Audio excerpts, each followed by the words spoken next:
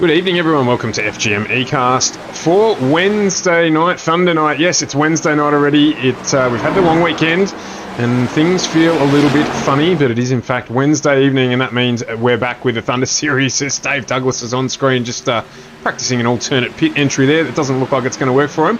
As usual, joined by Carl Withy. Good evening, Carl. Good evening, Stuart. Good evening, everybody, and welcome to Nashville Super Speedway. It's been 10 years since we last got to race at this track in a NASCAR, so a very welcome return to the track. It's going to be an awesome race, I think. These drivers are going to get caught out a little bit. It's now the longest concrete oval on the calendar, 1.5 miles, so just over 1.5 miles actually, so it's going to be a very tricky track. Of course, this used to be a super speedway back in the day. Not quite the same as modern times, of course. It's not quite a Talladega or Daytona, but it is still a very fast track. Yeah, I completely forgot to introduce where we were, of course, but this track released with the latest update, so the Season 3 update for iRacing. So excited to bring our first race to you here basically as soon as we could. The track was only released with the update that came out last Thursday evening, and downloaded and participated in eagerly, I think, with pretty much everyone trying to jump in and do some practice over the last few days and on the weekend. Yeah, very much so. It's a track that you do need to practice on a little bit, because it's a very different style of track, of course. We're used to having concrete sort of short tracks, but this is sort of more towards a very fast track. You're still going to have to do a little bit of braking in the corners and a little bit of lifting to get around these corners, to get through them, but you are getting up to some seriously high speeds in these Xfinity cars here at Thunder. So some serious speeds going to be reached tonight. Going to be getting up to around 270, 280 in kilometers, and that is very fast indeed, so it's very easy to make a mistake, and it's a very low grip surface as well.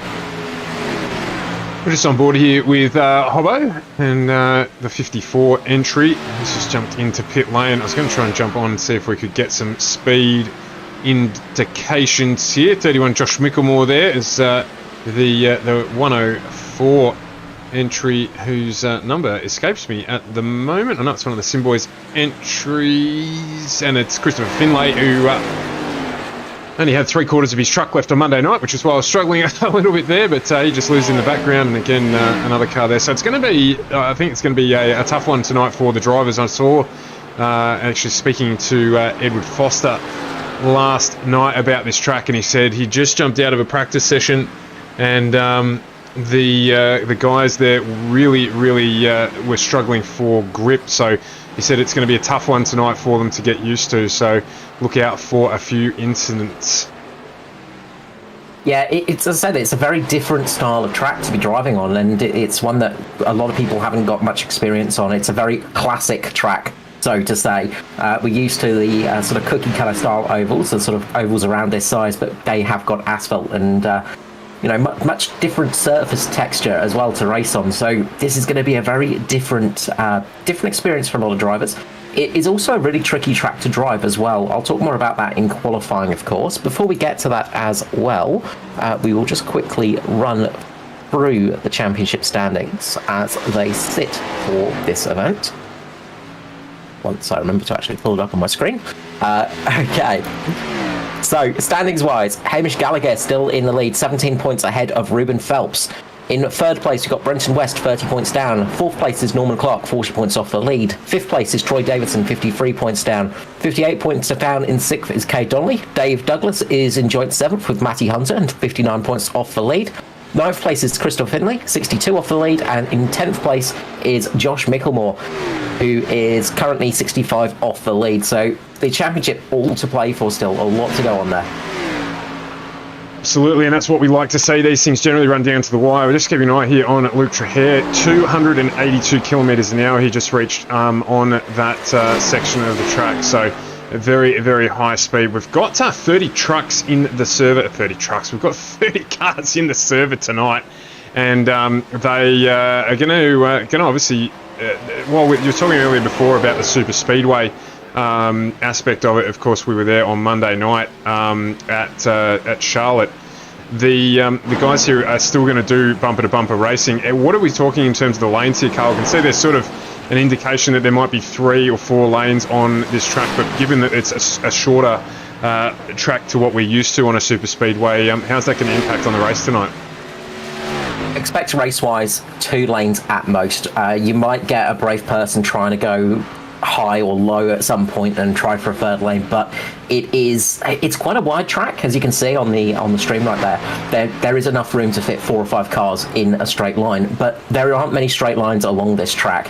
The only straight is the back straight, which is quite short. The main bit of speed is across the triangle section, across the start-finish line, which is a bit of a sort of that triangle shape. So again, it's going to be a sort of two-line race if they go too wide. I'm probably expecting most to try for a single line and then sort of go too wide for overtakes because of the braking aspects, because you've got to ease off through the corners. There is so much risk in that. It's so easy to lose the car. The car's also very, very loose on a couple of these corner exits. So there's going to be a couple of brave people trying it out, but I think that's going to be where we see our first cautions come from. Indeed. Well, let's take a look at it. We're about to jump into qualifying.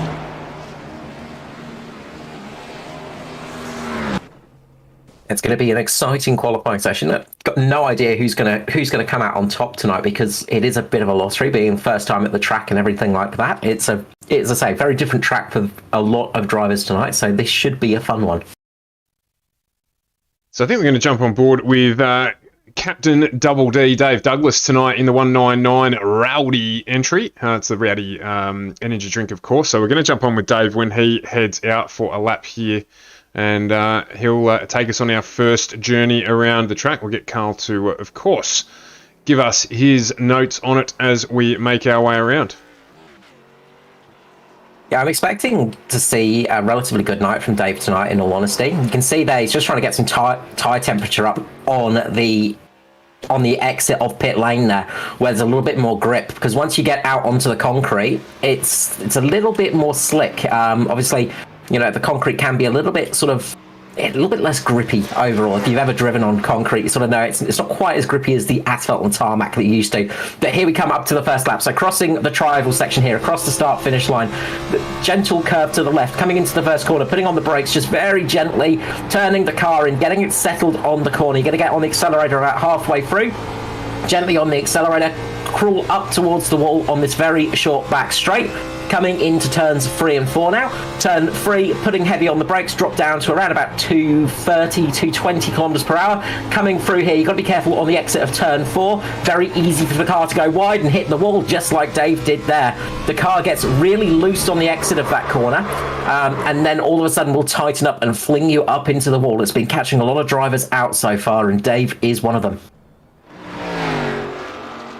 We'll jump across instead here with JCW in our main channel sponsors entry here, the 35 AJ Insurance Services. He's just started a lap, Carl. Maybe we can have a bit more of a go here.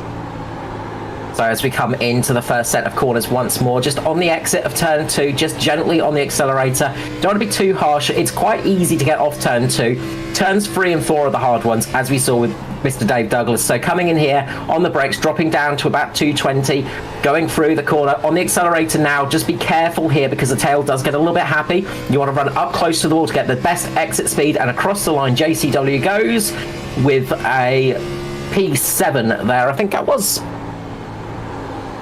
So a much better exit through that corner that time there for Mr. Joshua Carroll Walden. But yeah, it's a really tricky corner, and I expect we're going to see a few incidents tonight on that turn 4. Yeah, absolutely. As you say, a good effort there. He's just going to complete his second flying lap here, so whether or not he can improve on that. Again, still obviously learning, brand new track here, but I'm assuming it's going to be progressive with the speed. And yeah, it is. So he goes better there, a 30.63 to jump into second provisionally for Joshua Carroll Walden. Good effort from him. Ruben Phelps is still running around, so we'll have a quick look at Ruben. Of course, getting a good result in the Truck Series on Monday night as well. So Ruben is performing well this season. He's sorted out his qualifying a little bit of late, which has helped him improve his results, or something he was working on. As he goes P11 there, 30.73. We've got Parry Anastakis out on track. I think he's finished his qualifying session. Haven't seen him for a few weeks, so welcome back, Parry. Good to have you back on board in the Xfinity Thunder Series as well. Ryan Jones, he had a good night on Monday too, just running out of fuel right at the end of the race in the Truck Series. If you haven't seen the end to that race, do jump across to our YouTube channel if you're not there and have a look, because it's one of the best finishes we've had in a little while in ANZCAR. Noddy Tompkins, he's pulled out of this lap too. So let's have a look. Matty Hunter out on track in the Vision Motorsport entry. He's about to start his first flying lap, so we'll jump on board with him for a little bit. He's going to get this one in. Got about a minute to go in qualifying, so he will get through and should, or maybe just squeeze through both laps here, depending on how he goes time-wise. Should be okay for time on that second lap. I mean, should just have enough time to get that lap done, I think. It's going to be a little bit close, but they should get him up a little bit further in qualifying at least, just get him a little bit higher. Oh, it's going to be a bit too close, I think, so don't think he's going to get the second lap in, unfortunately. But it is the thing of this track, its cold tyres are going to be tricky, so watch out for restarts for tonight. Fuel-wise, it's not going to be too much of an issue. They're going to be able to go around about 65, 70 laps without too much issues, so it's just going to be a one tank of fuel race in that respect. Tyre drop-off is something you do have to be a little bit careful of because it's a little bit slippery out there. Sometimes that can chew up the odd rear tyre. So do keep an eye out on that one. I think people will want to come in and get some fresh tyres if there is a caution. Of course, there is a limit on tyre sets, so they only have the 4 sets for the race, so they've got to be careful with that one. But let's go through the starting order. So on the front row, Brenton Hobson takes out pole with Joshua Carroll-Walton in second. On the second row is Josh Micklemore with Hamish Gallagher. Third row is Edward Foster and Michael Skurlock. Fourth is Jaden Russell, Mirko Dortnack. Fifth, Stephen Williams, Norman Clark. Sixth, Ruben Phelps, Lachlan Urquio. Seventh is Christopher Finley, Parry Anastakis. Seventh is Troy Davidson, Ryan Jones. Eighth is Kate Donnelly, Aaron Dillon. Ninth, Matt Hunter with Gary Wellman. 10th is Nigel Patton with Brenton West. 11th, Greg Spencer, Noddy Tompkins. 12th, Tristan Koch, Luke Trahere. 13th is Julian McKee and Dave Douglas, and Maddie Raymond, Michael Shaw line up towards the back of the grid.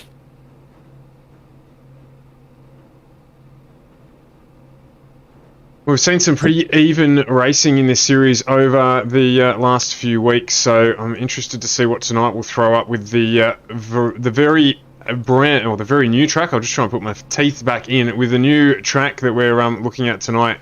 Sort of levels everyone out, a little bit like rain in motorsport.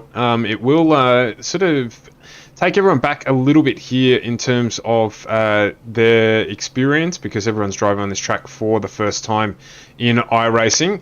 So interesting to see tonight who is going to be able to perform well. Usual suspects have done reasonably well in qualifying, and this is going to be a close fought one, I think, out the front. Of course, we've got Josh Micklemore there and Hamish Gallagher as well. Gallagher, a multiple race winner in this series so far, so don't be too surprised to see him up the front of the field towards the end of the race tonight. And I reckon my money might be on Hamish for this one to take out the win. What about you, Carl? Well, I'm going to actually go for Hobson. Brendan Hobson has been on an absolute streak of late. He's on a double winning streak at the moment. He has been in fine form. He's popped it on pole again, which is just showing the speed, because he's still not confident on these ovals, which is a scary thing when you've got somebody that's not confident on an oval circuit taking it to pole. But we've seen Hobson do some good things, so I wouldn't be too surprised to see him pulling it out of the bag and maybe going for the hat-trick of wins tonight. So a lot to play for. And I actually wanted to mention Hobson in the championship, because Brenton's down there in 13th place at the moment. He gained 8 positions last race. He's only done 3 races, got the 2 victories, of course, and P2 as well. So he's doing very well in the championship, considering he's only done 3 of the 5 races. Yeah, without a shadow of a doubt, that is very, very true. And I know a lot of the drivers have got YouTube channels and Twitch streams and all that sort of stuff, so do them a favour if you do like following one of them, jump across and have a look. I know Hobbo's pretty active on YouTube as well as Facebook, so give his page a like and help support your favourite driver. As we're about to go green here, and Hobbo drops the hammer and is away. JCW misses the start a little bit there, but Josh Micklemore gets a good run behind Brenton Hobson at the front of this pack. There's a little bit of jostling a little bit further back in the pack, but mainly trying to sort out here as Edward Foster's got I believe that is Michael Skurlock on the outside there, just slots in behind him.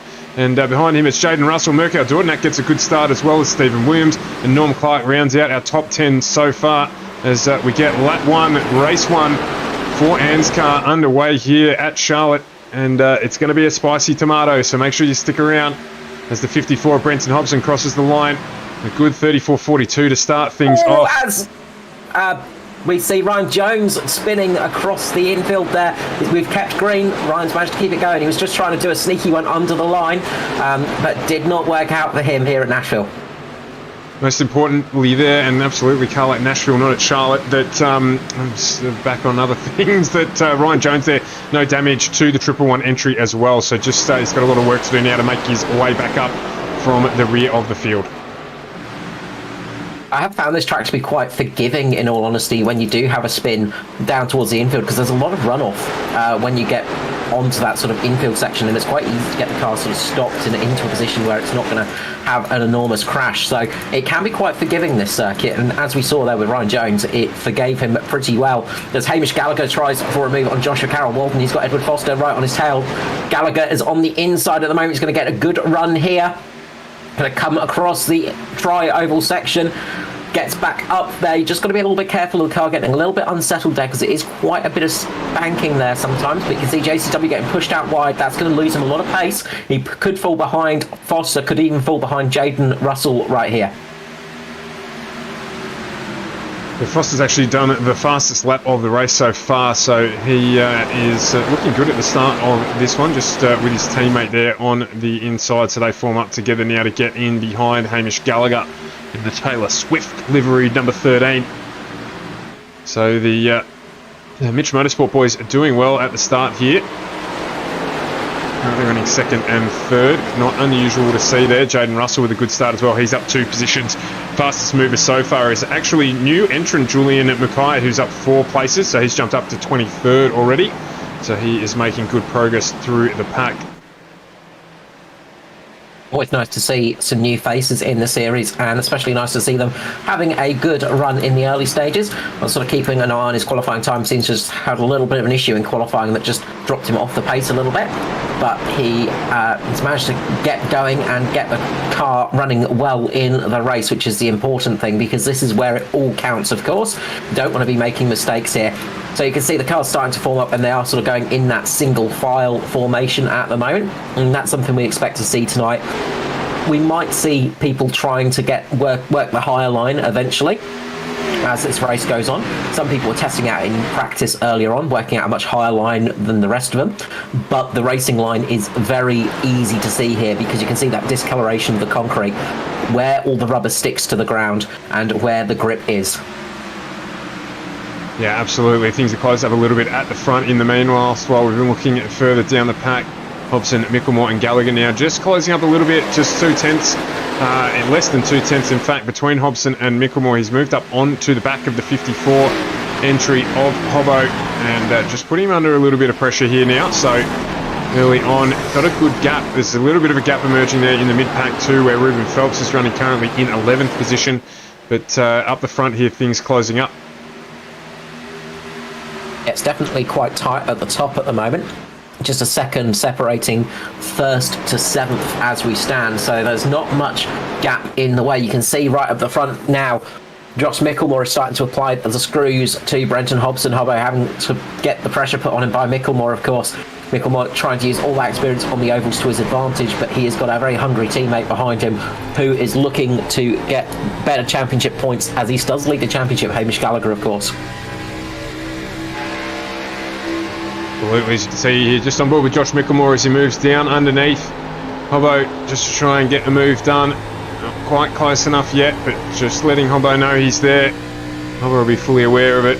Try and keep his eyes forward. We were talking with one of the drivers earlier on in the year. In fact, I think it might have been Michael Skurlock, who was saying that during a race when he was under pressure, he found himself caught just watching the mirror a little bit. It's a habit you've got to make sure you don't do. As Skurlock said, you end up going a little bit slower if you do that.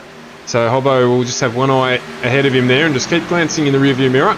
Keep focusing on the road in front, doing what he's doing. But Mickelmore is closing down on him here in the background as well. You can see Edward Foster jumping up onto the back of Hamish Gallagher, and Michael Skurlock's up onto the back of Jaden Russell as well. So plenty of mini battles just developing here at the start as the lead pack starts to split. Just a good push there from Gallagher into the corner. It's made up a couple of car lengths on the back of Josh Micklemore there as well.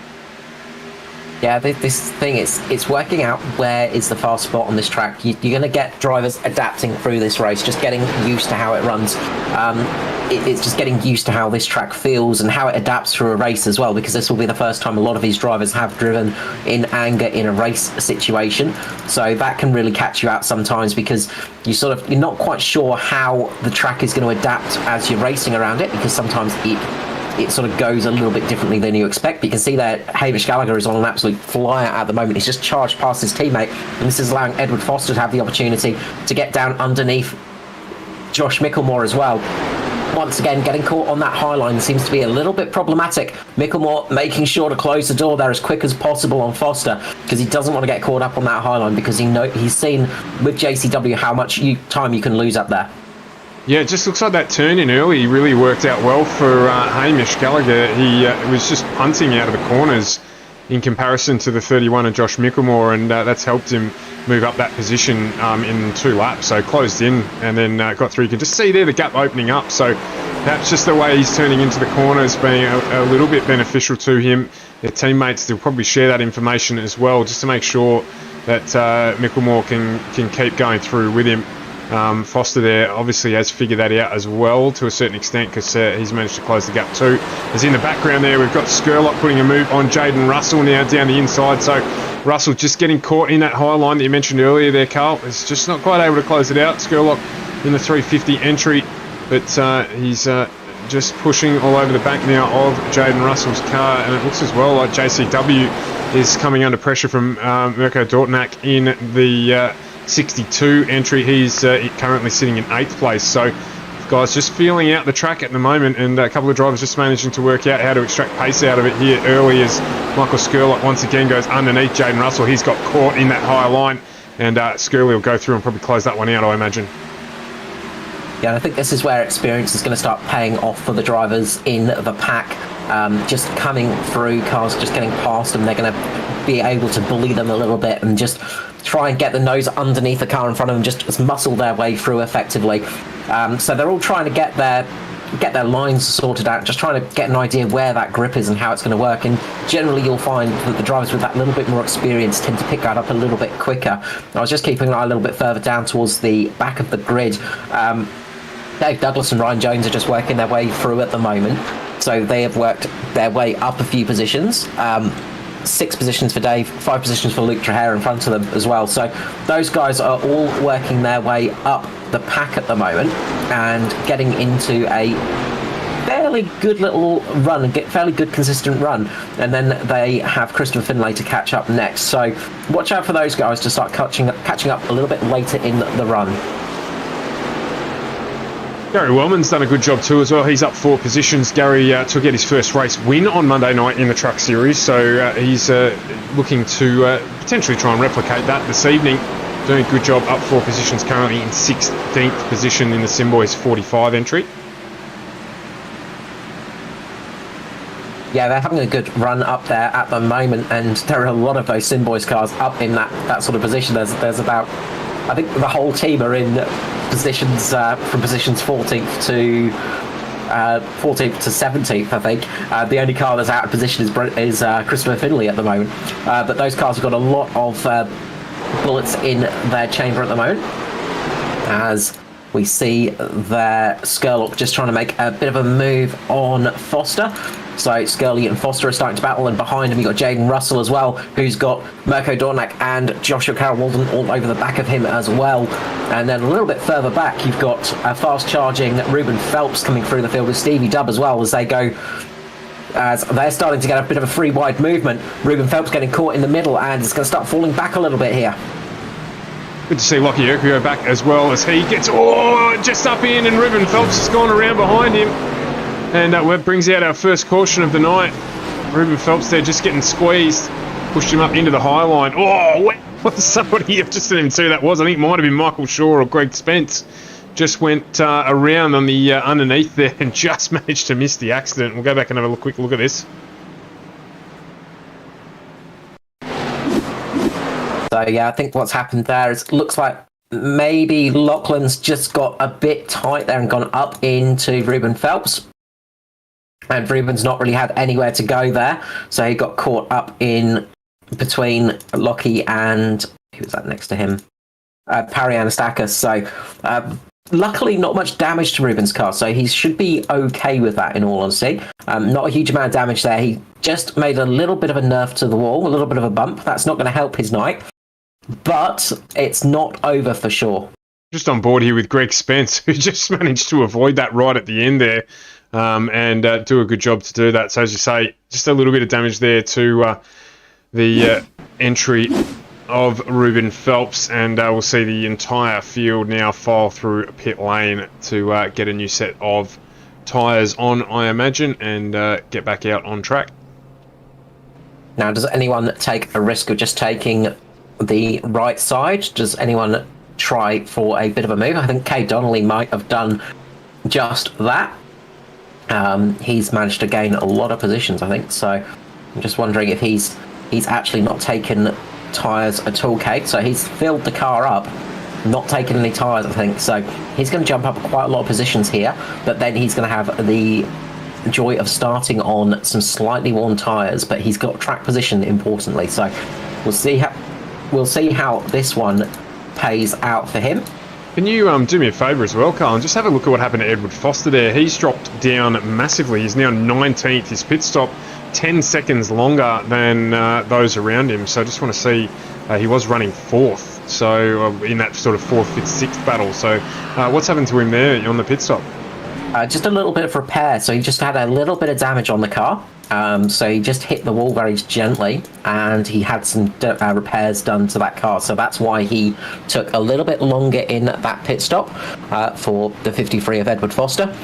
He was stationary for about 10 seconds longer than the rest of the field.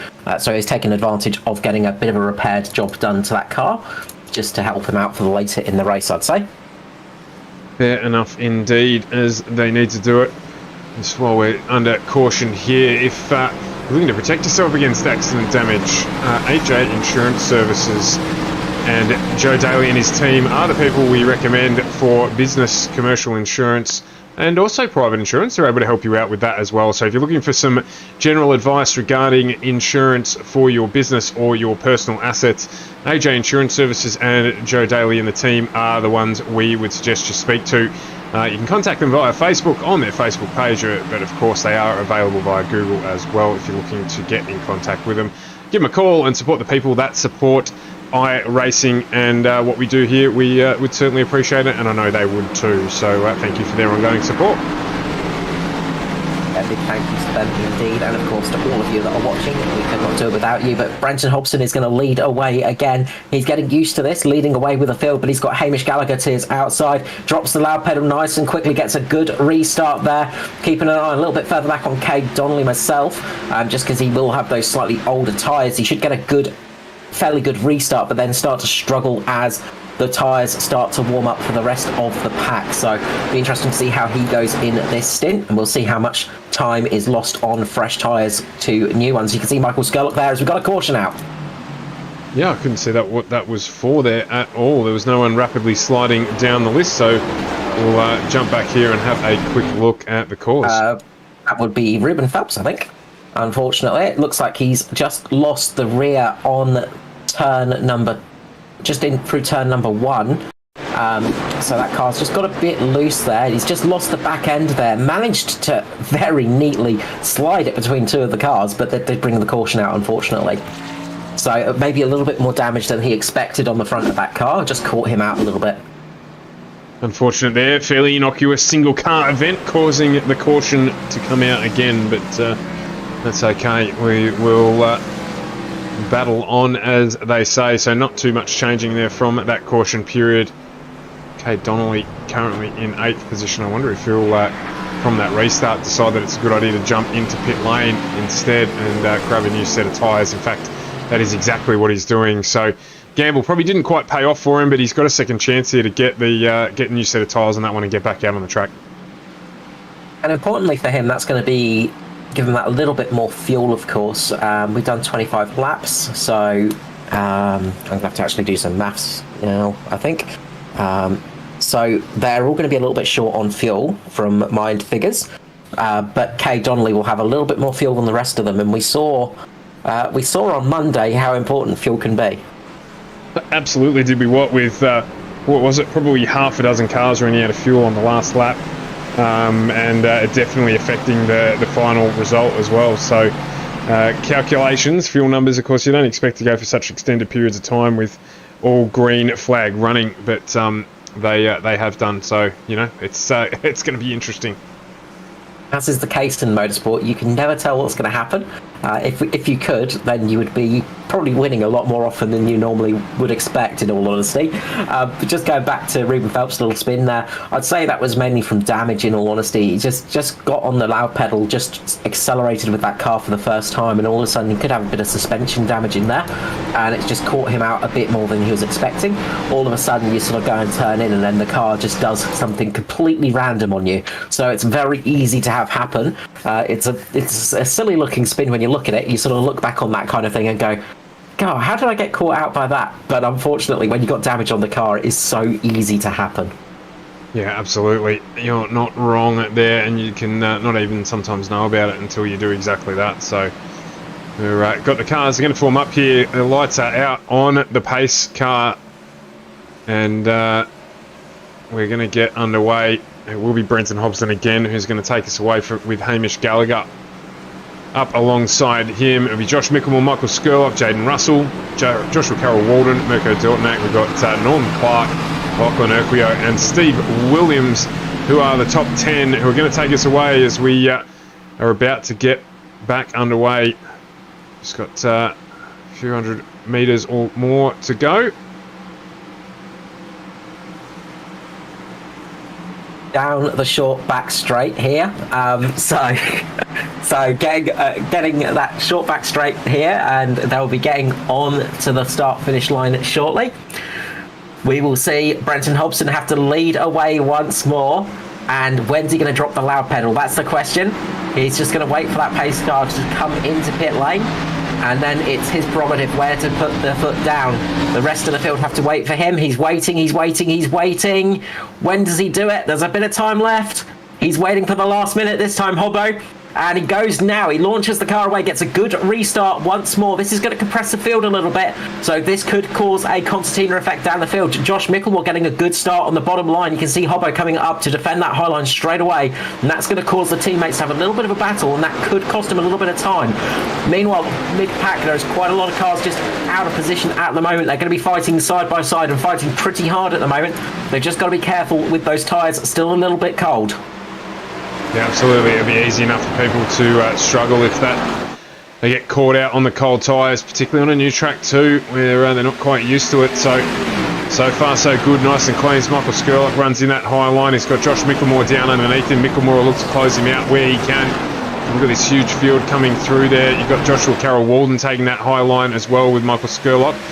So the 28 there of Jaden Russell jumping up into the high line. Mickelmore's a little bit caught out here, but he should get a good run in on that low line. Jaden Russell joins in behind him to join and be able to push Skurlock high in that corner as well on the exit. So looking across the start-finish line here. Start lap 29 of this one. And Hobbo under a bit of pressure too from Hamish Gallagher, who's actually got quite a good restart. And Skurlock there as well. So he's it's a good battle here for third and fourth. We're on board with Skurlock and Josh Mickelmore at the moment. And you can see just behind him Jaden Russell as well, looking to get involved in this battle too. So this is going to start heating up quite quickly. What Hobbo needs, what Brenton Hobson needs now, is for those guys to start battling out pretty hard so he can gain a little bit of breathing room. But you can see Hamish Gallagher is trying to not let that happen. He's really putting the pressure on. You can just see now through the cars. He got a nice spoiler of Josh Micklemore in the way. As you can see, Skurlock getting a good run up on the high line at the moment. So he's getting something working there. So he's finding out some good crucial information for later in the race. Still a little bit of a slower line, but he's getting some good information right here, and this could be crucial for later on in the run. Yeah, absolutely. He's just going to understand a little bit more about how to extract some pace out of the track. As Jaden Russell gets real close on the back of Josh Micklemore there. Mirko Dortnack as well had to check up a little bit. Joshua Carroll-Walden did too. So we've got a great view here of the pack just running through there. Fantastic camera angle there as Micklemore back down again underneath Skurlock. So these guys battling hard, as you say. Hobbo's getting his wish. He's got a good battle developing behind him. Hamish Gallagher's going with him, but Skurlock and Micklemore fighting it out for 3 and 4 with Jaden Russell trying to make sure he stays involved. There's that really good closing speed that we see in the entry into the corner. Hamish Gallagher was showing it off earlier on in the race, and Skurlock jumps on board now with it as well. And that gets him closed up onto the back of the 13, and he likewise the 13 onto the back of Hobbo in front of him.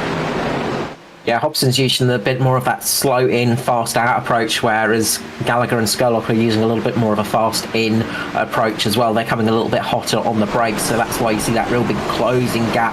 And then as soon as they spread out a little bit across the straight sections, you can see Hobson just getting a little bit more breathing room.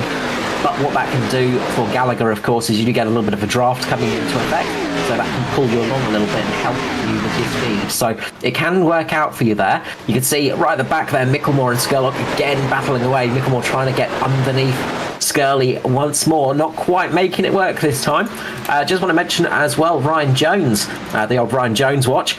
He's up into 13th position at the moment, so he's managing to work his way back up through the field after that early spin. And likewise, just in front of him there, Edward Foster, he's battling away with Gary Wellman. Looks like he's got that job done, and he's now back up into 10th position after dropping right down to 21st, following getting those repairs done in the pit stop. So he's now looking to make his chase up onto the back of Stephen Williams as he makes his way back up into the top 10.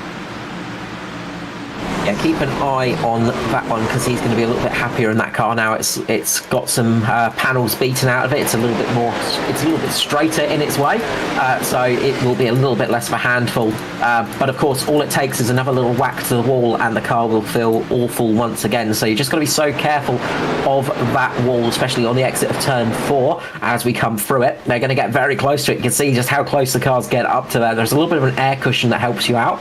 But if you're closing in at too much speed, that air cushion will do nothing for you. As once again, Hamish Gallagher just trying for that lunge again. It's not quite working for him, but he's going to keep doing it because the other thing that will do is it will keep Brenton Hobson looking in his mirrors and keep him slightly distracted. Absolutely. I'm going to jump back here and have a look at Jaden Russell and JCW. As JCW gets down underneath now, Russell has been fighting a little bit. Micklemore's dropped back to... has dropped back now a little bit as well. He's sort of in no man's land. As Skurlock closes up on the back of Hamish Gallagher in front. In fact, the spacing's making a liar out of me now by the time we look at it. So the gap's just evening out now to about a tenth between the drivers, so not enough. But Dortnack there getting a good entry into the corner as well. Lachlan Mercurio doing a great job tonight too. He's up in behind this battle in 8th position. Stephen Williams has managed to move his way up onto the back of Urquio too. So this pack's growing as these guys continue to battle away, and that's going to impact the guys at the front who are working hard to stay there. Yeah, it's going to be a very interesting battle to keep an eye on, of course, and this is it. It's a long way in this race to go. We've still got 67 laps remaining tonight, so it's not over by a long shot. They've still got a long way to go in this race. Just watching Hamish Gallagher, he's a little bit more aggressive on the exit of turn 4, and he's just getting right up towards that wall as well, as Josh Carol Walden on Jaden Russell right there. Tries to make the move, can't quite make it stick yet. They're going to go side by side, get very close to each other on the exit of turn 2. And that's going to give Mirko Dortnak a bit of a run up behind Jaden Russell. You can see Dortnak just getting very racy there behind Russell and trying to force his way up there. Jaden Russell comes down. There's going to be contact there, very slight contact between those two.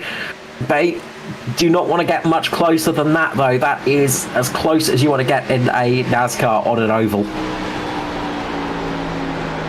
Yeah, good driving there from both of them. A little bit of respect shown. I saw they got into one another, but kept it clean, kept everything straight, and kept us caution free as Urquio gets the nose cut off there. Dortnak just shuts him out. But the 62 now down underneath the 35 of Carol Walden, and he's looking pretty pacey. He's going to probably get the job done here if he can close the door out. Drag race here down across the start-finish line. And he should be able to close it out here. Urquio choosing to go with him on that low line. Steve Williams has joined the battle behind him. Ed Foster as well. So this chain continues to grow. You can see Ryan Jones behind Gary Wellman. And we've got a good pack here of around about 8 or so cars now battling away for position. Dortnak still down on the inside there. Sorry, Carl. This battle is really heating up, and it's given a good show of what this track can give, and sort of what we can expect tomorrow night in the cup cars. Of course, it's going to be a very different style of car for the track. The Xfinity car, of course, a lot less downforce, a little bit lighter, a little bit less power, of course. The cup car's a lot more power, a bit more downforce, and a little bit heavier as well. So it's going to be interesting to see the differences in that respect. But we are getting some good battles out there at the moment. Yeah, I just want to check in at the front quickly. We'll have a look at this because Hamish Gallagher once again closing up the gap on Brenton Hobson. It had stretched out to around about half a second, but it's just closed right back up again now. You can see Michael Skurlock in third there, Josh Micklemore in fourth. So this pack here is around about a second and a half ahead of the pack we were following just beforehand. All these drivers pitted on the same lap, lap 20, so they've all got the same age tyres here. In terms of tyre wear, fuel numbers, we're all on the same strategy as we head on to lap 44 of the race. Yeah, moving along nicely at the moment. Some good driving out there as well. Lots of close battling on track as once again Russell and Carol Walden are side by side. There's still some battling going on behind them as well as Jaden Russell is just squeezing down there towards JCW, and they're going to make contact. There's that little bit of a hit to the front of JCW. He manages to hold that car. Great car control by JCW, but he will be there'll be a bit of a target on the back of Jaden Russell from that one, I'm sure. Yeah, we just jumped on board there at just the wrong time. I was hoping to catch it to see if that contact happened, but we just missed out there. So JCW slides down now. He's battling away with Stephen Williams and Ryan Jones just to keep things interesting for him. He's jumped in with a very fast pack as Dave Douglas moves moves down. Brenton West there down the inside. So this continues to thicken this pack here in the middle. And the Simboys grouping is just behind them as well. Norm Clark's getting involved here, so continues to expand. And might just jump to the front quickly because the gap has closed at the front. Hamish Gallagher is right on the back of Hobson, and Skurlock is right on the back of Hamish Gallagher, and this is allowing Josh Micklemore to start catching up. Just as you were talking there, Stuart, they were side by side, Hobbo and Gallagher, so they are starting to get a little bit more racy at the front as well. So all the cars are starting to switch on a little bit. All the drivers are starting to get a little bit more racy now. They're settled in. They're getting used to the track. They're getting used to the car. And now they're wanting to get a little bit more racy.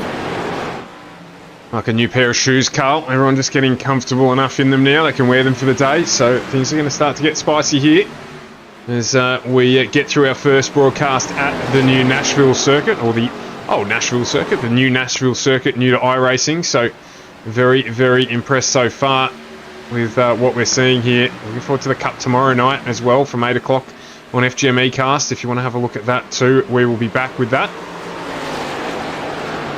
Yeah, the returning Nashville circuit, a popular one for sure, and I think the drivers are going to be quite happy with this track. Meanwhile, there is a big battle starting with Ryan Jones at the moment. Ryan Jones, Joshua Carroll-Walden, Dave Douglas, Brenton West, Troy Davidson, Norman Clark, Luke Trahere in that, Matt Hunter, Christopher Finlay, Kai Donnelly. They are all in that pack at the moment. So it is very, very close racing there. Yeah, it's Dave Douglas there, just got real close to the wall, managed to pull out. Oh, it's Norm Clark in the background there.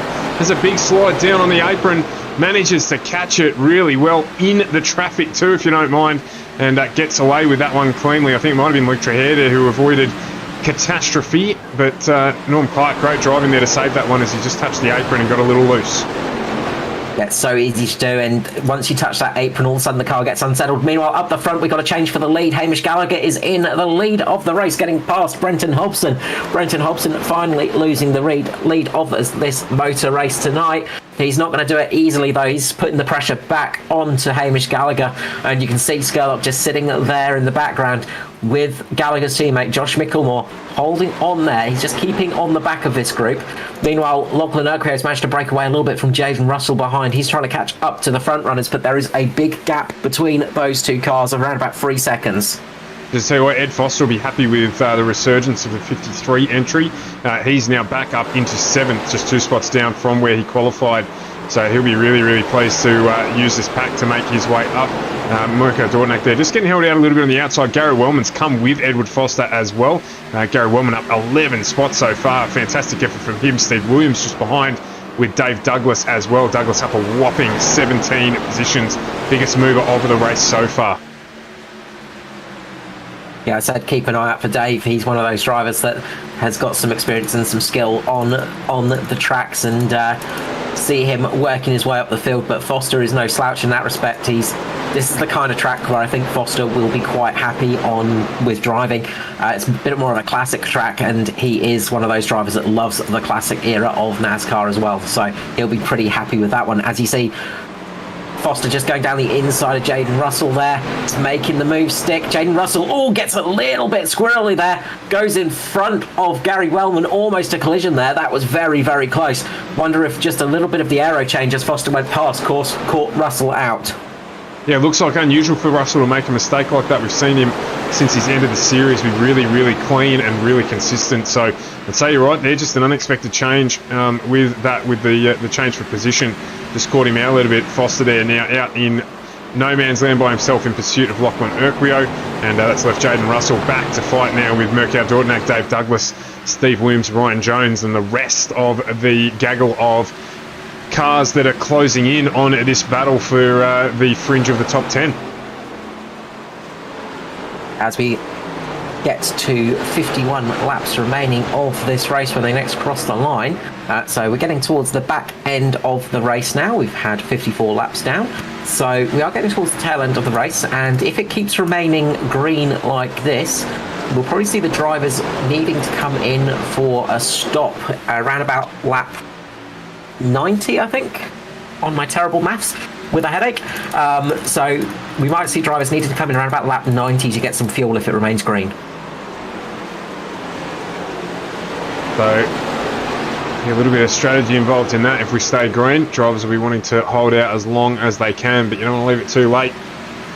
End up getting caught up in a frantic pit lane. So we'll see how that unfolds over the remaining 50 laps now as we're watching Ryan Jones just get caught a little bit out there. Luke Trahere almost getting down onto the apron. That would have caused him some trouble, just avoiding it. He's currently running in 14th, up 12 positions as well. So some good move from these guys that started a little bit lower down after qualifying than we would normally see. As you said earlier, Ryan Jones with that little incident earlier on in the race that had him down on the infield by himself. He's made really good progress to get back up into 13th. So that +3 there for him. Not really indicative of the progress he's made from the back of the field. Oh, Jaden Russell just having another mistake there. He's just lost the car up into the wall, I think. So he's just tagged the wall at some stage because he's got a little bit of damage there. I think that was on the previous lap, and he's just out to coming down. He's going to pit that car. So Jaden Russell, he is in some trouble. If he's coming in, just going to get some quick repair done and also chuck on some fresh tyres and get that car fueled, though. this could give him a very good undercut for later in the race. So see how that one pans out, because there is a bit of a drop off on tyres. They've dropped about a second a lap from their fresh tyre stages, so this could be interesting. I was about to mention, actually, before that incident, I was sort of going to say, as Josh Micklemore shapes up Michael Skurlock right here, Josh Micklemore going down the inside of Skurley, and he's going to make that move. You're going to see Josh Micklemore appearing and Micklemore making the pass. So drivers are starting to make some moves now, use some pace that they didn't have before. But what I was going to say is keep an eye out for Ryan Jones as he comes into pit lane. Right on point, actually, because I was about to say, watch out for Ryan Jones to pit in the next couple of laps, because he's one of those drivers that I expect will come in a little bit earlier than the rest, chuck on some fresh tyres and try for that undercut. Yeah, particularly used to pushing hard, Jonesy. We see him run hard all race, and he sort of throws time management to the wind a little bit and just goes as quick as he can, which we love. So watch out for him to certainly jump a number of the drivers in front of him, particularly if we stay green till the end.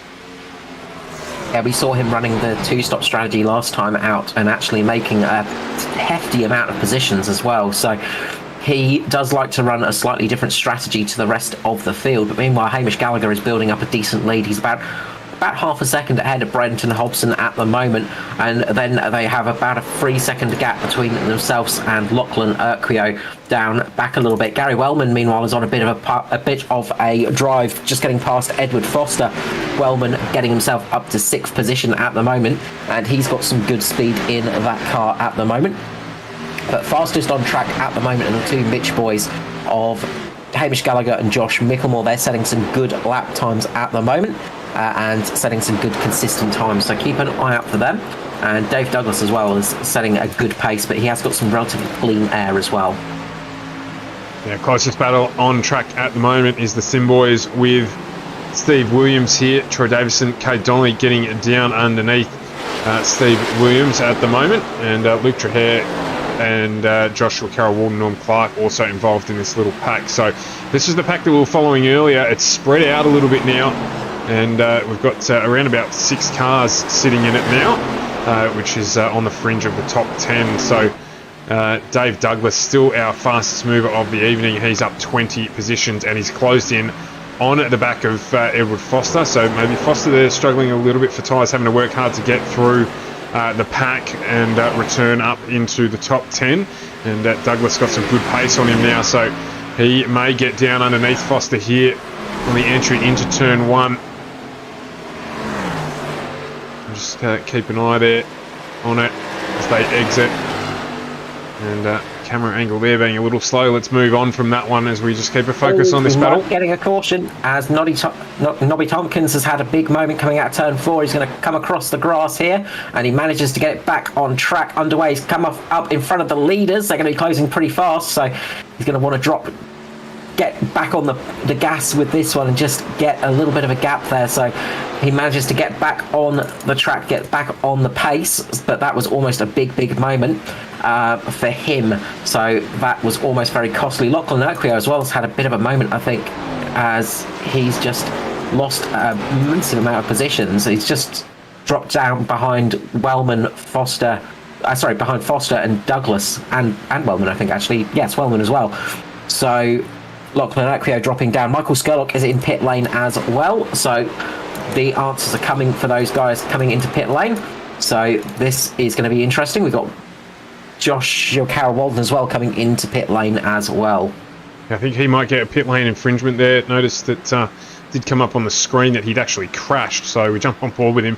He hasn't crashed. I think he might have just maybe run a little bit wide on the entry.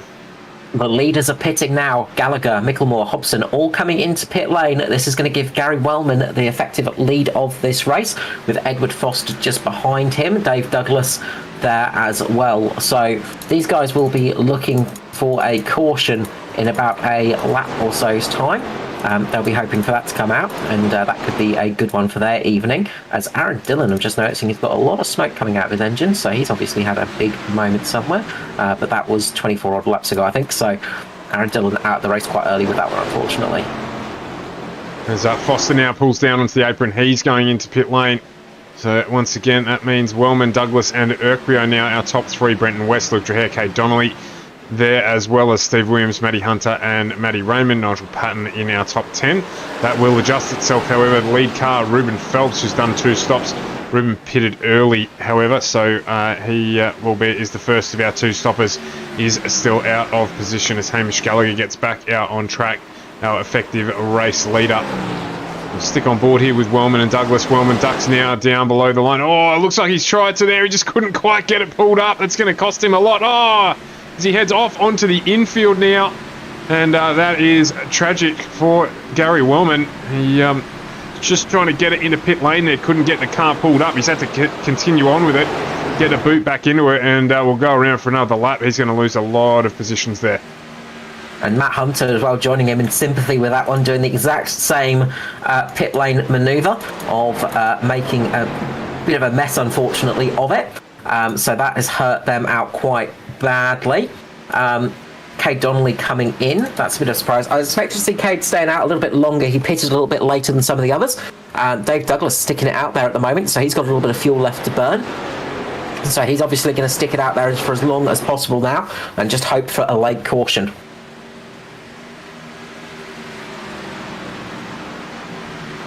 Yeah, absolutely. So, got to get through these pit stops and then get back on with it.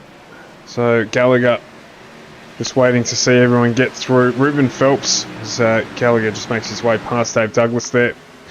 Ruben Phelps pitted on lap 24 as well, so expect to see him come in the next few laps to get the service done on his car. Steve Williams now jumps into pit lane. Just waiting on the race leader here, Dave Douglas, to do the same thing. So he pitted on lap 20 like everyone else. But he's still making good pace. So while he's doing so, he will stay out there. He will. One of the big movers is going to be Ryan Jones, given that if this remains green, Ryan Jones is going to get a handful of positions up from where he was sitting. He's managed to get up onto the back of Michael Skurlock. So he is going to be on the tail end of Skirley with this one, but some drivers still sticking it out there, just hoping for that late caution. Of course, when you've got cars coming in and out of pit lane, those cautions can easily come, so it's not a bad gamble to take, because you never know what's going to happen with drivers on slightly cooler tyres, slightly fresher tyres, and also cars going into pit lane on slightly worn tyres. You never know what's going to happen, so it can be a good idea to stick it out as long as possible sometimes, just in case that caution comes. You're either going to look like a hero or a zero. It's going to work out reasonably well for Jaden Russell, who had to pit after getting the damage to the 28. So he's right behind Ryan Jones at the moment, and he is trying to make things happen. He's just going to unlap himself from Luke Trahere there, but he is doing a good job. He's going to see what he can do here as well to move up a few more positions. Yeah, it's worked out quite well for him. As I said, it wasn't the worst thing coming in when he did. As I said, I was just about to start talking about the early pit stops coming in around about that time, and he sort of came in right on that point, really. So it was on the bubble for him, and it's going to affect him later on in the stint, of course. The longer we get a green flag stint, the worse it's going to be for him later in the stint, because he did seem to struggle a little bit on those worn tyres, so he could have a bit of a struggle again later in this race. As Ruben Phelps jumps into pit lane to do his final stop. Now what this does do, of course, is if a caution came out very shortly, as well as it will help those guys on the fresher tyres get a good restart, and you might see a few of those drivers that have come in a little bit earlier, especially like the likes of Ryan Jones and Jaden Russell. They'll probably come in and bolt on their last set of tyres for the end of the race, for the final stint. So that's going to be a little bit of an interesting one. Lachlan Alco is going to be the leader of this race. He's going to get a lap led right here, so taking this one as long as possible. Lachlan back from a big power loss for himself, so it's good to see him back in the series. Luke Trahere just behind him, and Brenton West in third at the moment, with Matty Raymond in fourth as Brenton West comes into pit lane. Luke Trahare's joining him as well, so they're going to get their service done. They're not going to risk it any longer. So we've just basically got Matty Ray and Lachlan Urquhart out on track, who have not pitted yet in this race, as we're on lap 77 of 105 here. 76, I should say, sorry, on lap 76 of 105. We're about to commence the next one as Urquhart drops down now below the line. He's going to pull into pit lane, get his service done. Matty Ray will probably stay out. No, he's dropped in as well, so this does reset our order here, and it is going to be Hamish Gallagher back at the front with Josh Mickelmore behind him. Michael Skurlock manages to make up a spot as well through the pit lane transition, so Brenton Hobson drops down into 4th.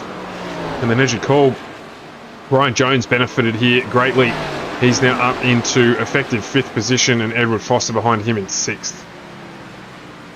Yeah, and I was expect to see Edward Foster getting past Ryan Jones in about 5 to 10 laps, I would say.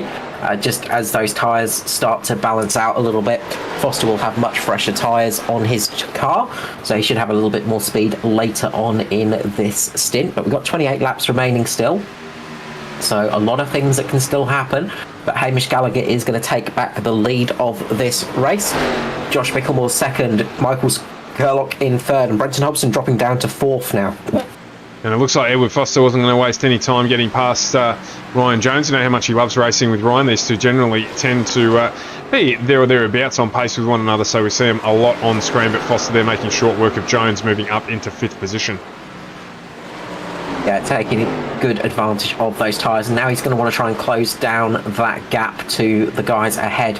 They've got a good 4-second gap over him at the moment, so he's going to want to try and close that down a little bit.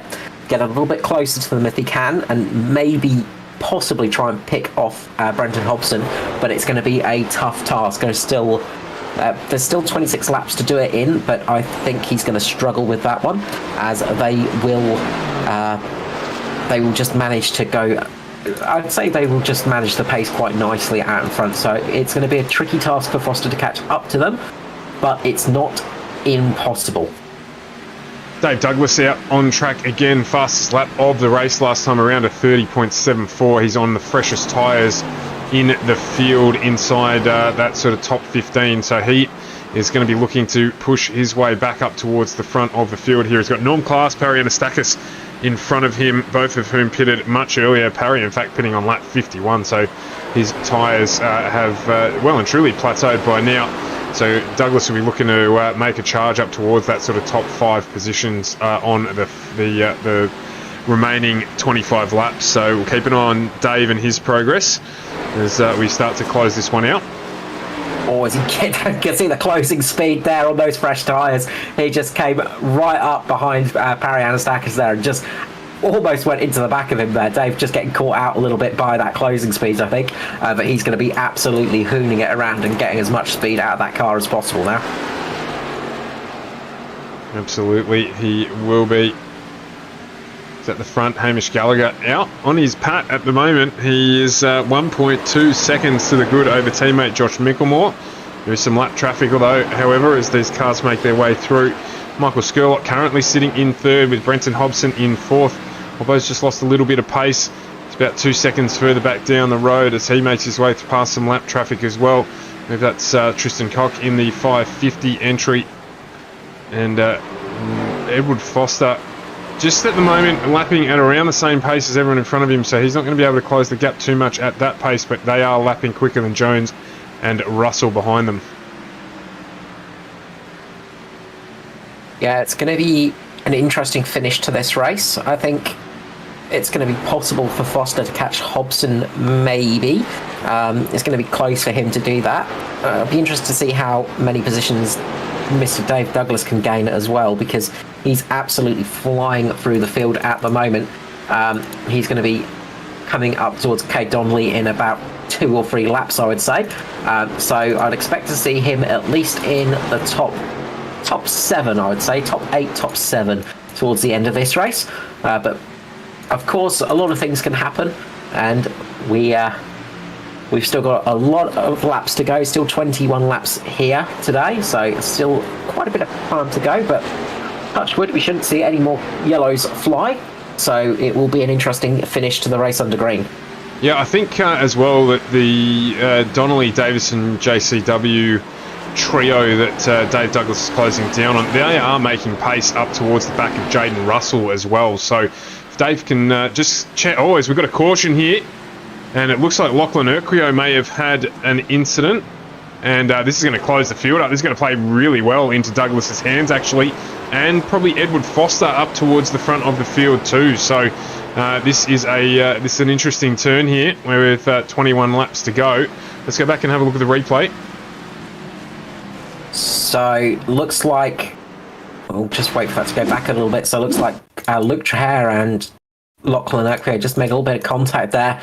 And you can just see Traher just getting into the back quarter panel of Lockie, and he's managed to get that car stopped relatively well, held onto the brakes. And good thing about the Xfinity cars is they can take a little bit of a punch. So he's locked on the brakes, stacked it up there so everybody can get underneath him. And that's the importance of holding brakes. We saw that earlier with Ruben Phelps as well. So that is going to be... That's a really important thing to do, is just hold on to your brakes. It's never a fun feeling because you see cars hurtling towards you at a vast rate of knots towards your door, and you go, oh, this is not going to be good.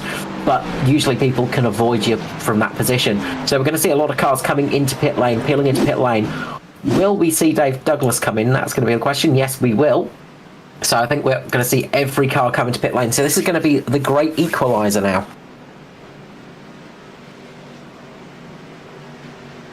It's an interesting decision from Dave. I thought he might have stayed out, actually, to make up some positions. We're going to have, 19 laps to go at the end of this caution period or so. So, yeah, we'll see how that plays out for him. Brenton West decided to stay out. He pitted on lap 75, so he's going to maybe struggle a little bit on the restart there. Lachlan Urquio, of course, up behind the pace car as well. Imagine that he may drop down into the lane and get any damage repaired that he might have on the 42.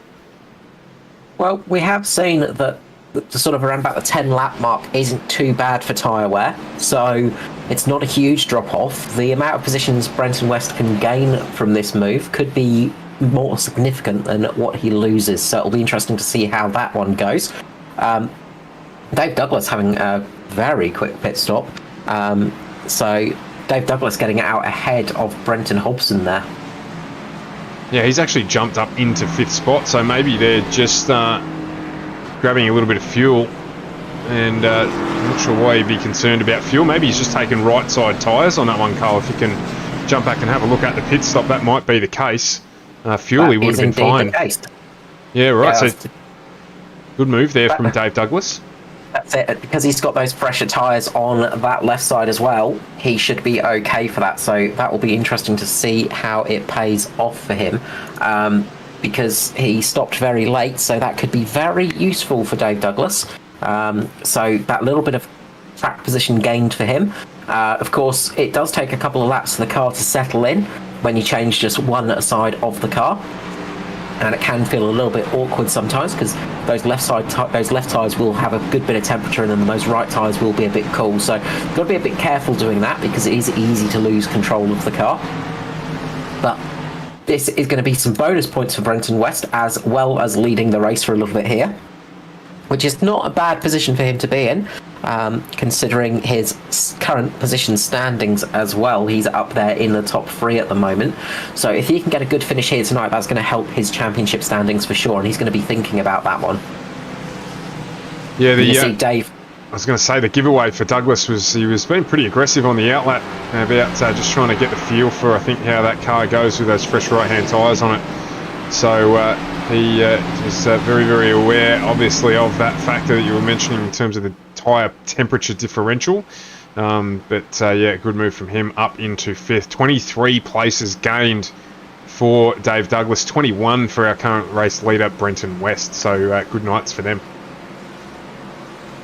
Yeah, it's going to be a bit of damage control for Brenton West now. He's just got to try and keep that car up in a good position. I'm not sure what position he was in before the pit stops, but I think he was down in around about the lower half of the field, around about 17th to 20th position. So he's managed to make a big jump in standings if he can get a good finish here. The big question for him now is, of course, is doing the restart on these older tyres. It's going to be his first time out there with that one, so it's going to be a bit of a new experience. So we'll see how this one goes for him. And he's got none other than Hamish Gallagher next to him to just make sure that there's no pressure whatsoever on this restart. And Josh Mickelmore will be sitting right behind him as well, hoping to get a good, clean run. With Michael Skurlock, we've got Dave Douglas, Brenton Hobson, 5th and 6th. Ryan Jones, Edward Foster, 7th and 8th. Jaden Russell and Joshua Carroll-Walden rounding out our top 10 as we're about to get this one back underway. It'll be lap 89 as the pace car pulls in and we get set to go racing. We're at the behest of Brenton West. He's waiting, and he goes, and he gets a good restart here with 16 laps to go, I should say. And the 113 of West gets away really well. Gallagher a little slow off the mark. Joshua Mickelmore underneath him as well at the moment. Behind him you can see Michael Skurlock, Dave Douglas. Oh, there's a big slide there for the 54 of Hobson as well. Foster got a little loose too. He's lost a couple of places, as Carl mentioned there. So on the cold tyres on the restart, a couple of drivers getting caught out here as we're going to have 15 to go this time around. A great restart from Brenton West. There's also, you've got Ryan Jones who got a good restart as well. He's gone with Dave Douglas. Douglas here you can see on the back of this pack as Mickelmore now puts some pressure on West up at the front of the pack after the restart. And you can see Brendan West doing a good job at the moment, keeping Mickelmore behind him. This is going to help people like Dave Douglas and Ryan Jones get a few positions up. Oh, we've got cars sideways. The 35 of JCW involved in that. Jaden Russell, I think, might have been involved in that one as well. I saw Jaden just getting sideways. And yeah, JCW and JCW and Joshua Carroll-Walden getting caught up in that one. Oh, and then Trahare's gone as well, and Trahare's ended up getting into the front of JCW, and that's caught Norm Clark out. Trahere, big damage on the 43 there. You can see him impacting on the wall. Looks like Norm Clark then, head down onto the infield. So he may have got away with that a little bit there, but cars checking up behind. As no, I think Clark's going to end up, unfortunately, scooting across the grass and finding out the coefficient of friction of the concrete down on the infield there. Just a light tap, so he'll get away with that. But we're going to go back under caution, and this plays out really well for Brenton West at the front of the field. This helps out Brenton West. This helps out Dave Douglas. So this is really useful for those guys. It's going to be a very fast and furious restart when we get back to racing on this one. And it helps out this man on screen too, Ryan Jones. Had a good restart there as well, made a couple of positions already. Edward Foster will be thankful for it a little bit because he had that big slide with Brenton Hobson as well, so they got lucky there, and this closes it back up. So not a lot changes other than, as we said, for this man up the front of the field, Brenton West, who got a good start and manages to hold out Josh Mickelmore on the restart. And we saw Brenton West getting a really good restart before, so he's going to want to get another one of those now. Of course, his tyres are going to be a little bit worse for wear now, as they've just gone through another heat cycle. The more heat cycles you go for, the trickier it can be, but they do warm up a little bit quicker, of course. Dave Douglas is going to be pretty happy about that, I'd say. Although I imagine he would like a little bit more green flag running just to get the moves done. The superstar, Michael Skurlock, you've got to watch out for him. He is going to be very hungry on this restart. He's going to be sitting up there just behind Josh Mickelmore, so he might be one to watch out for when we get back to green flag racing. But yeah, this is going to be a very juicy restart.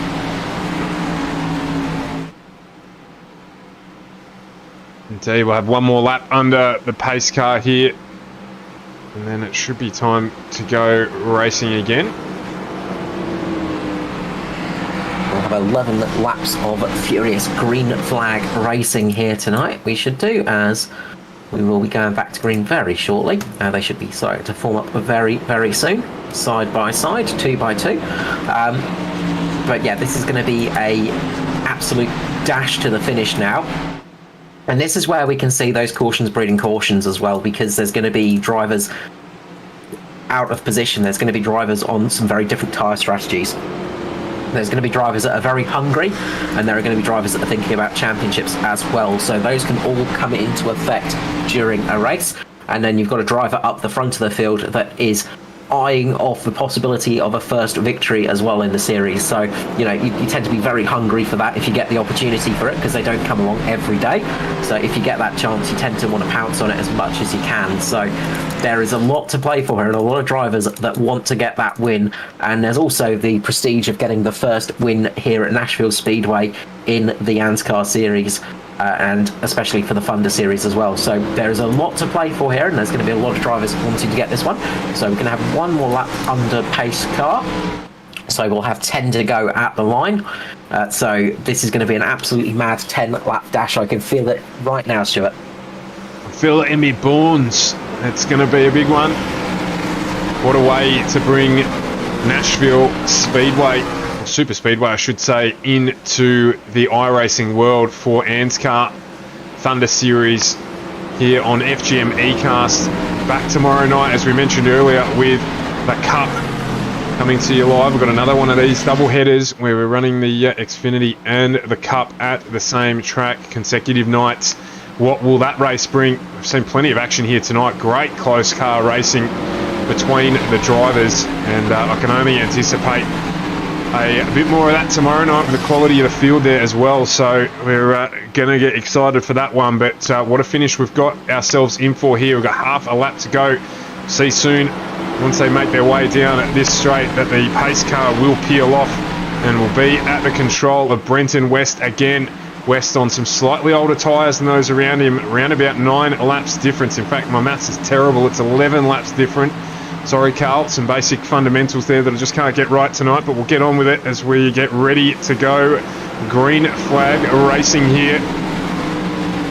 Hamish Gallagher making himself very, very well known to the back of the bumper bar, and West has gone quickly here. He's away. Josh Mickelmore again getting a really good restart with Hamish Gallagher down on the inside, and Michael Skurlock, what a run he's got. He's all over the back of Taylor Swift like a badly written cover song, and he is going to get the job done, is he? No, he just slides away a little bit there down the back, so he's going to have to do some work there to close back up. Gallagher down the inside there with Josh Mickelmore running the high line, but Brenton West gets a really good restart here as we go 2 wide into turn 3, and Dave Douglas, Brenton Hobson battling away there. Hobson's jumped onto the back of Michael Skurlock to try and close up a position there. Dave down on the inside lane, Edward Foster right behind him as we have 9 to go here at Nashville. And you can see Josh Mickelmore trying to get up close to the back of Brenton West at the moment. They know they need to make this move quick just in case another caution comes out, because that's going to help Brenton out. Dave Douglas trying to make a move now on Brenton Hobson as well. So we've got 2 Brentons up there in the top of the field. So that's going to, of course, for us out. As always, contact between Douglas and Hobson. Hobson up into the wall. Just a bit of a hit for Foster as well behind him, and that's just checked up Ryan Jones. There's a big check up behind him. This is going to slow down that pack. This is going to give the front 4 the opportunity to start getting away a little bit. You can see Mickelmore just trying for the high line now. He tries it, doesn't quite get it working. He's going to get the run now though, as he's got his teammate right behind him. They're going to try for the double, are they? No, they can't quite split it between them. They can't quite go high and low, but Brenton West is going to lose the lead to Josh Mickelmore, who takes the lead of the race. See Hamish Gallagher trying to get down the inside now. He's going to go down the inside here. Brenton West is free wide as they cross the line. Where is Hamish Gallagher going to go? He just eases off that little bit. We've got a car going slightly sideways. Brenton Hobson, a big crash for Brenton Hobson. Yeah, I could just hear that in the microphone there as we're watching the battle, and that has caught up a whole heap of cars. Jaden Russell's involved with that one as well. And we'll go back here and have a quick look at that. That means we're going to have a sprint to the end of this one. Let me see if I can find the start of that. I've got a note here that Lachlan Urquhart went off track, but I think that might have been at the start. So let's go back here and have a look at Jaden Russell. Yeah, so it was further up the field there. Whoa, as you can see, we're at 54 there of Hobbo going in the air. Teammates, unfortunately, there. And then this huge traffic jam at the back of the pack. So let's have a look at Hobbo. So that happened the lap prior with Hobson. Himself and Dave Douglas just had a little bit of contact. He was trying to get the car back straight as well, and then got caught up with Ryan Jones, and then went flipping all over the place, got thrown up in the air, and then we had, as we often say on a super speedway, the big one. So Hobson just lost that end, got squirrely, tried to save it, couldn't quite do it. Ryan Jones tried for the inside, but couldn't quite get underneath it while Hobson was still correcting the car, and that sort of caused the chain of events to happen. On board there with the left-hand rear, so I think there might have been the slightest amount of contact there from Ryan Jones, and it just got him a little bit loose, Hobbo, and he just couldn't quite grab hold of it, and that has resulted, unfortunately, in him jumping into pit lane. Yeah, big shame there. That was a big accident as well. A lot of cars getting caught up in that one. That has taken people like Jaden Russell, Troy Davidson, Mirko Dornak, Tristan Koch, and Brenton Hobson very much out of this race. Quite a lot of damage on those cars, so they've just been in pit lane getting some repairs done. And I think a few of those drivers jumping out as well. So their night is effectively over. And you can see there just the impact on Hobson's car. He just got absolutely hammered. Ruben Phelps in that one, Norman Clark just avoiding some of that, and you can see Joshua Carroll-Walden as well. All four wheels locked up and sliding around, luckily avoiding most of the big impact as well. Well, so what does that mean? It means with 5 laps to go, it's going to be 4 laps to go at the restart. In fact, it might be 3 laps to go. I'm apologising. I haven't seen how many we've done on a caution with the replays. Assuming it's going to be 4 to go. So, no, it will in fact be 3. Where are we on the track? Yeah, about to cross the start-finish line. So we're going to go green with 3 to go. This will be the last lap under pace car, under safety car, under pace car, under the caution period, under whatever you want to call it. We've got Michelmore and West still at the front here. Hamish Gallagher was trying to make his way past into second position when the caution came out. We've got Michael Skurlock and Dave Douglas, Edward Foster behind him, Ryan Jones, Kate Donnelly, Gary Wellman, and Parry Atastakis up into the top 10, if you don't mind, with Matty Ray, Mr. Sheen in 11th. So it's going to be a really, really close finish here for everyone on the same age tyres, and it's going to be really, really close, with the exception of Brenton West. He's on tyres that came onto that car on lap 75. But right about now, that's not going to matter as much with 3 laps to go. You can see him keeping up with the likes of Michelmore and Gallagher, the teammates there, Mitch Motorsport entries. Michael Skurlock will smell some blood in the water here. He'll reckon that he'll be able to get the job done. He was just watching the battle at the front there. And he's in a much better position now to get the restart on that second row. Dave Douglas will be baying, as well as Edward Foster. They'll all fancy themselves. Ryan Jones will be ready to go as well. He'll be chomping on the steering wheel, waiting to try and get up to the front of this pack here. So it's going to be a fast restart on the final 3 laps.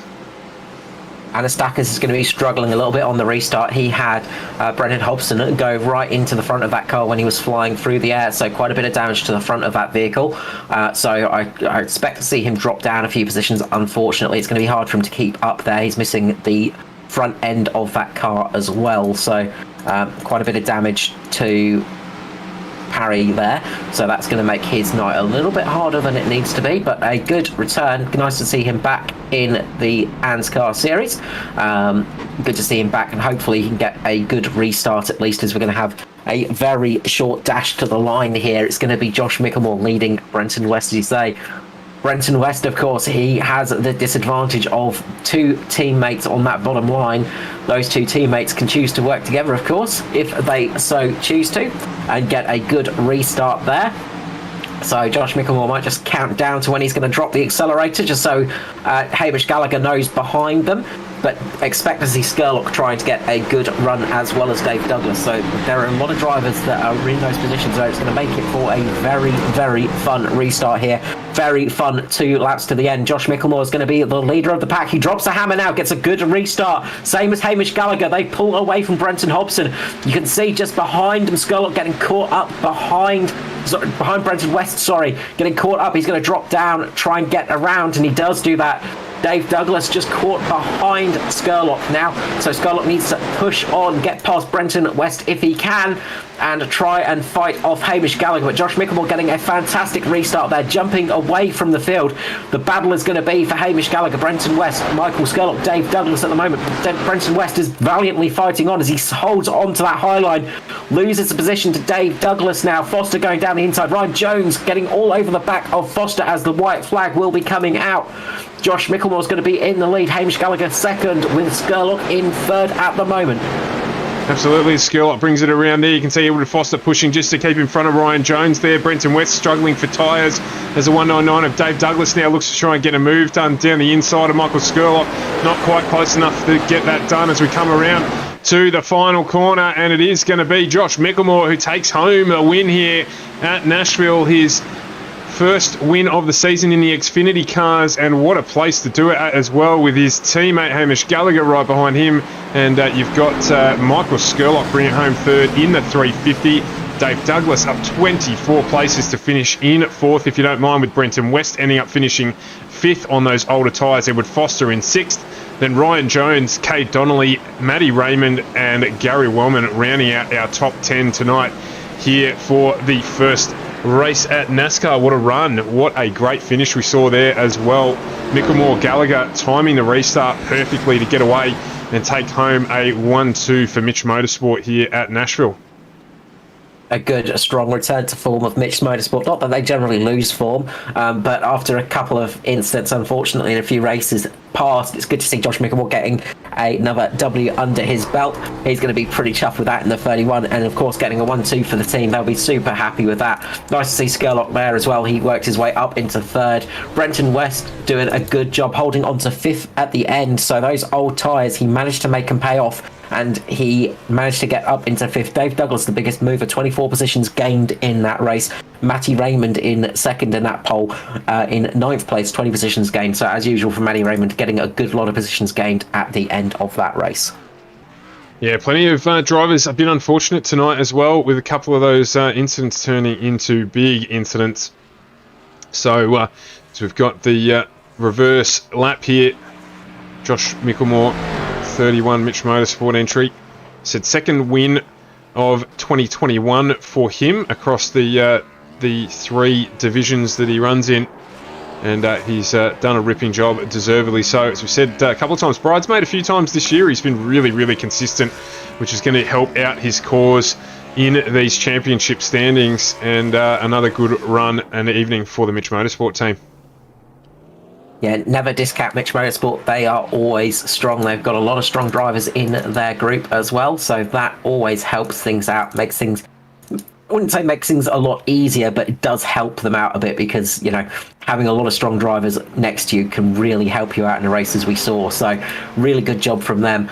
Good job from Skurlock as well, working his way up there. Dave Douglas getting a good recovery up there as well. And again, Ryan Jones as well, working his way back from the back of the field after that earlier mistake. So again, very strong performance from Ryan Jones. That early pit stop paid off for him with that caution coming out. It really helped him out. Edward Foster as well, dropping way back with some pit stops as well. So some good results over there, some good comeback stories. But yes, indeed, some big moments of sadness out there, and a lot of what-if stories will be told tonight, as is often the case in motorsport. We might just get a couple of the podium boys in here. Josh Mickelmore just coming into pit lane now, so we'll grab him in a second. So we will start off by grabbing the third place finisher, the head of the podium, the bottom end of the podium, Mr. Michael Skurlock. Congratulations on that P3, mate. Good to have you back in the booth. Yeah, thanks, mate. I'm not coming too loud, am I? Should have changed my microphone settings a while back. It might be too loud, but you're right, mate. We'll just turn you up and down. No dramas. I'm doing well, mate. Thank you. How are you? Yeah, good. Thank you. Especially after that race, we got some good results in that. We got some good racing out there, and we saw some good drives, especially as always from yourself, of course. How was the race for you here at Nashville Superspeedway? Yeah, it was awesome, eh? Like we were trying to sort of figure out what this track's like, you know. It's like a hybrid of, you know, I think we said it's like Homestead, Chicagoland, and like what's that other one with the flat? Oh, I can't even remember now. There's a flat one we do, New Hampshire.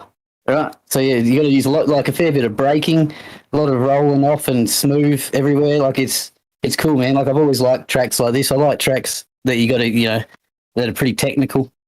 And obviously, Hamish and Josh like tracks like this too. So, it wasn't easy. Those guys are doing it well tonight, but I enjoyed it. That's for sure. Yeah, well, we saw that as well. We saw some good racing from you guys, and it looked like it wasn't the easiest thing to do passing, but it was possible.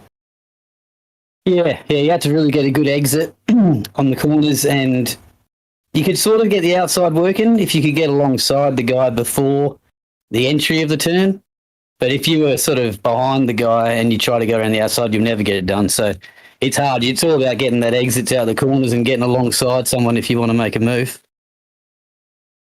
And we saw you do that a couple of times. We saw you quite early on being one of the brave ones going for that slightly higher line, that outside line as well. How were you finding it up there?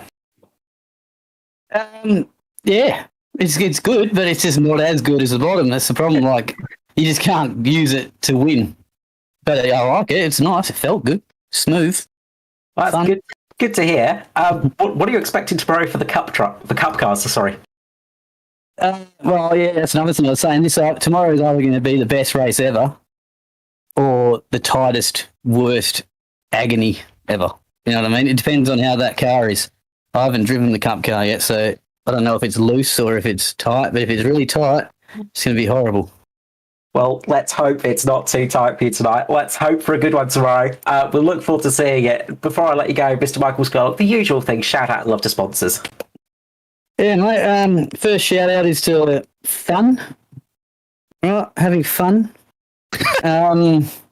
Second shout out is to BMX Bandits. Boys know what I'm talking about there. You guys for putting the stream on. ANZCAR. Fellow competitors, Joshy, Hamish. It's a good win. And having fun, mate. Let's not take it too serious. Let's not pretend like we're in a team where you get paid $1 million a year, okay? Thank you. Absolutely. Thank you so much, Mr. Scarlock. It is always good to hear from you, and I've got to say, love the new paint scheme as well. Oh, yeah, mate. I couldn't find a Welsh paint, mate, so tomorrow you'll see running the Welsh, mate, representing my home country. Well, I look forward to seeing it. Cheers, Michael Scarlock there. Next up, we will head to second place finisher, Mr. Hamish Gallagher for Mitch Motorsport. Congratulations on that P2, mate. Thanks, Carly. Before I get into anything, I've got a bit of a bone to pick with you, mate. I was listening to the Locked On Lads iRacing podcast or whatever, and you mentioned in the Sonoma race that I got loose at the start and ran into my teammate. The only reason I got loose is because I got run into from behind, so I just want to clear that up first, mate. You're more than welcome to clear that one up. Yep, sorry, I might have missed that bit. I'm all good with you, Carl. It was a good race today. I'd much rather be at the fairgrounds. This place is a bit of a but I'm just glad I didn't make a stupid mistake this week, because the last 2 weeks I've thrown away a win while leading.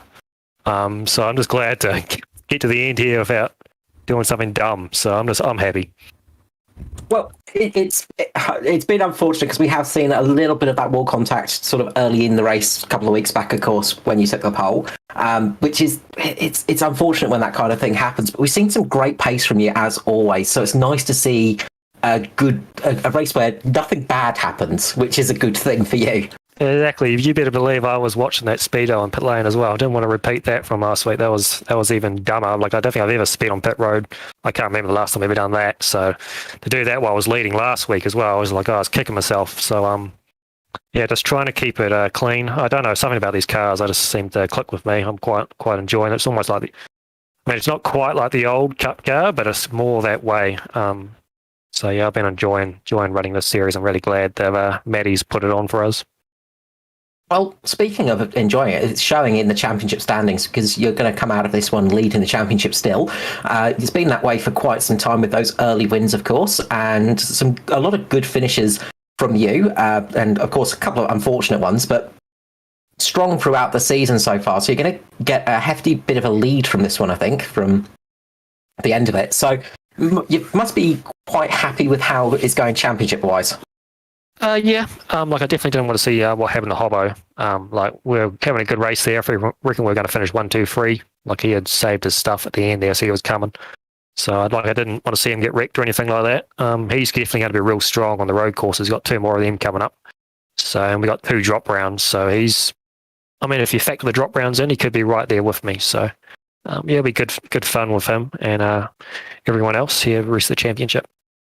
Yeah, that's the big thing, of course, the drop rounds coming into effect. They can make a big difference, of course, but enjoy the leading of the championship while you can, of course, and good finish as well from yourself again. It's always good to have you up here, Hamish, and thanks for clearing up about Sonoma as well. If ever you want to clear anything up, you know where I am. I'm just joking with you, Carl. It's all good. Nah, it's all good, mate.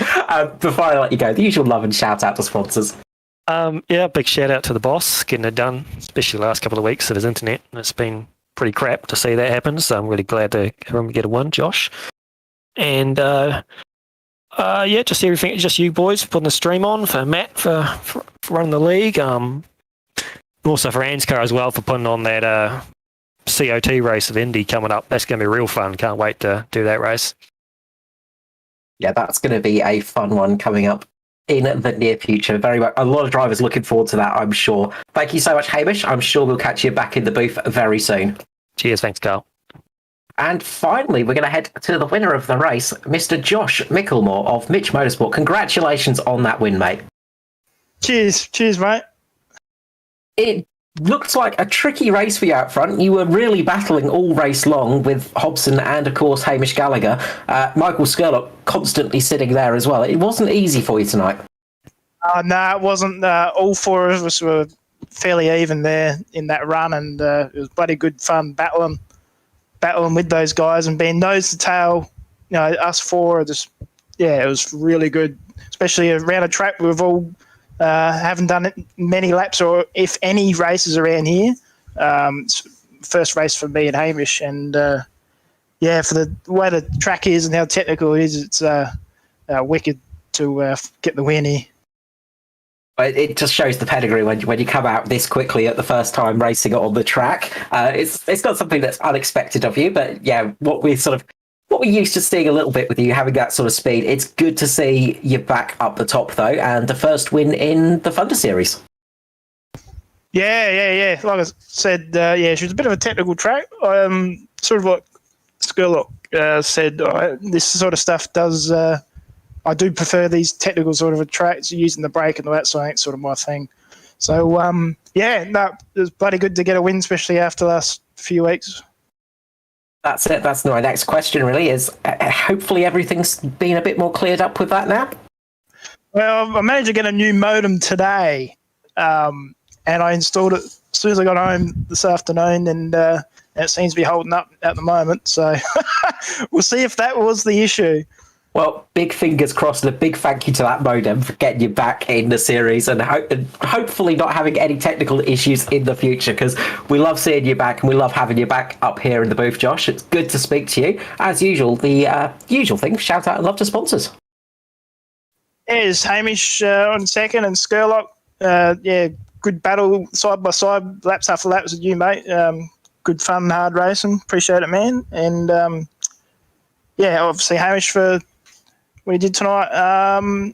You guys for putting on the event, and Matty Hunter for putting on the race as well. And BK Designs as well for sponsorship of my team, and my internet for holding up tonight. Yeah, big thank you to the internet. We look forward to seeing you tomorrow night. Hopefully, all should be good. Obviously, in the Cup cars, it's going to be a very different race.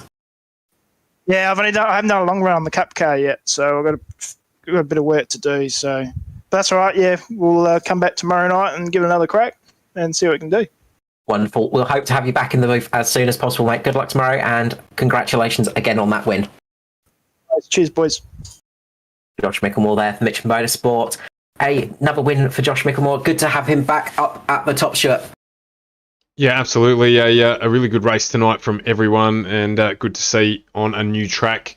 Some nice close racing. Interesting to note the comments of Michael Skurlock there about tomorrow night with the either it's going to be a classic or it's going to be really difficult. So looking forward to seeing how everyone lines up tomorrow night as we get back here at 8 o'clock. A little bit of a later start as always for the Cup as we get qualifying out of the way beforehand. So looking forward to that one and the round out of our broadcasting week as well. So we'll be back for that one at 8 o'clock tomorrow night. Carl, a fantastic race tonight, and thank you as always for your comments on the stream.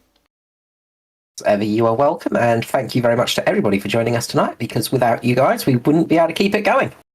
Absolutely. That's FGME Cast over for your Wednesday night. FGME Cast, of course, your E-Place for Pace. Thanks very much to AJ Insurance Services for their partnership as well in our broadcast. And we will see you tomorrow night from 8 p.m. for the Cup. So we'll see you there. Take care and bye-bye for now.